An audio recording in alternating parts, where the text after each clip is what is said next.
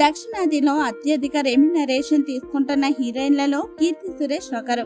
అతి తక్కువ సమయంలోనే సౌత్ ఇండస్ట్రీలో తనకంటూ ఓ ఇమేజ్ సొంతం చేసుకున్న ఈ బ్యూటీ తెలుగు, తమిళ, మలయాళ భాషలలో అనేక చిత్రాల్లో నటించింది.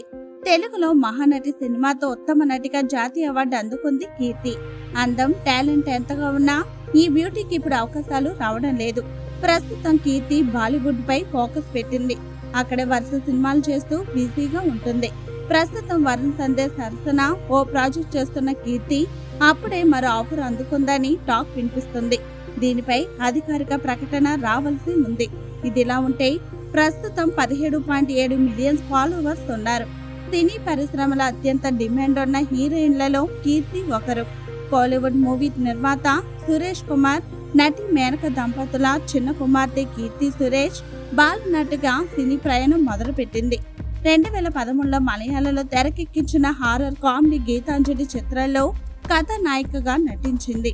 అలాగే నేను శైలజ సినిమాతో తెలుగు తెరకు పరిచయమైంది. మొదటి సినిమాతోనే నటిగా ప్రశంసలు అందుకున్న కీర్తి ఆ తర్వాత మహానటి సినిమాతో విమర్శకులను మెప్పించింది.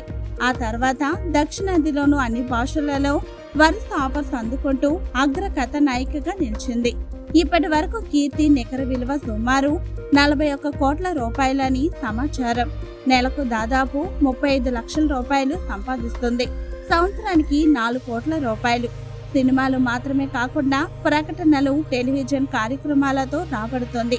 ఒక్కో సినిమాకు 4 కోట్ల రూపాయల వరకు పారితోషికం తీసుకుంటుంది. కీర్తి సురేష్ ప్రతి ఎండార్స్మెంట్ కు INR 30 లక్షల వరకు వసూలు చేస్తుంది.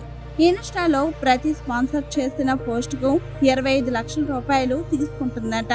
చెన్నైలో విలాసవంతమైన ఇల్లు కలిగి ఉంది. హైదరాబాద్ లోని జూబ్లీ హిల్స్ ప్రాంతంలో ఓ అపార్ట్మెంట్ కూడా ఉంది.